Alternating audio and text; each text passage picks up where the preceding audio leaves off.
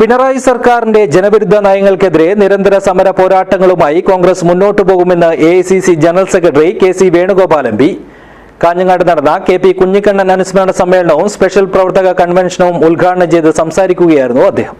This news sponsored by Emmanuel Silks, Kanhangad, Kannur and Thrissur. കൊലപാതകവും അഴിമതിയും മുഖമുദ്രയാക്കിയവരെ താഴെയിറക്കുക എന്ന ലക്ഷ്യം മാത്രം മുൻനിർത്തി കോൺഗ്രസ് പ്രവർത്തകർ പഞ്ചായത്ത് തെരഞ്ഞെടുപ്പിൽ ഒറ്റക്കെട്ടായി പ്രവർത്തിച്ച് സിപിഎമ്മിനെ തറപറ്റിക്കണമെന്ന് കെ.സി. വേണുഗോപാൽ എം.പി. പറഞ്ഞു. പ്രവർത്തകരും നേതാക്കളും ഭവന സന്ദർശനം നടത്തി LDF സർക്കാരിന്റെ ജനവിരുദ്ധ നയങ്ങൾ ജനങ്ങളിലേക്ക് എത്തിക്കുന്ന പ്രവർത്തനങ്ങൾക്ക് നേതൃത്വം നൽകണമെന്നും അദ്ദേഹം ആവശ്യപ്പെട്ടു.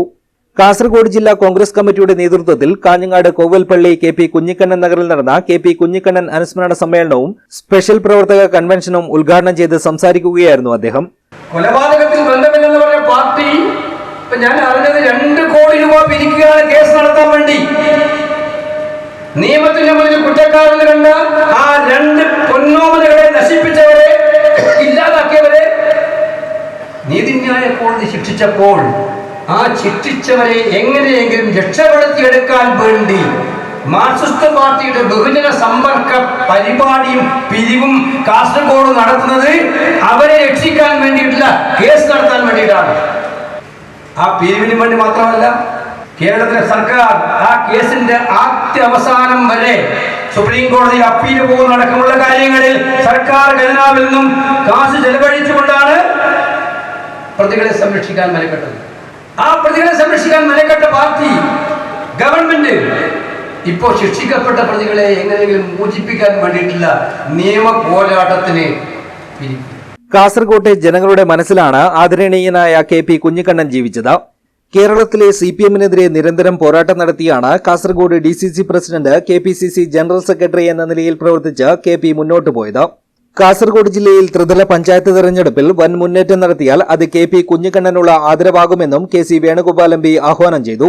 എത്രയോ വർഷങ്ങളിൽ കേരളത്തിൽ അങ്ങോളം മൂടി നടന്ന അധികം പ്രസംഗിക്കുവാനും വളരെ മനോഹരമായ ശൈലിയിൽ എതിരാളികളെ ക്രൂരമായി ആക്രമിക്കുമ്പോഴും വ്യക്തിപരമായി ആരെയും കടന്നാക്രമിക്കാത്ത രീതിയിലുള്ള വളരെ മനോഹരമായ പ്രസംഗ ശൈലിയായിരുന്നു ലഭിക്കുണ്ടായിരുന്നത്.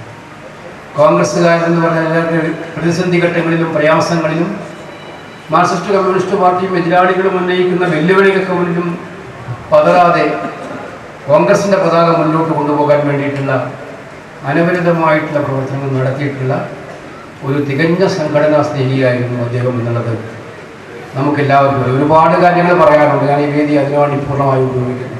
DCC president P.K. ഫൈസൽ അധ്യക്ഷനായി. രാജ്മോഹൻ ഉണ്ണിത്താൻ എം.പി. അനുസ്മരണ പ്രഭാഷണം നടത്തി.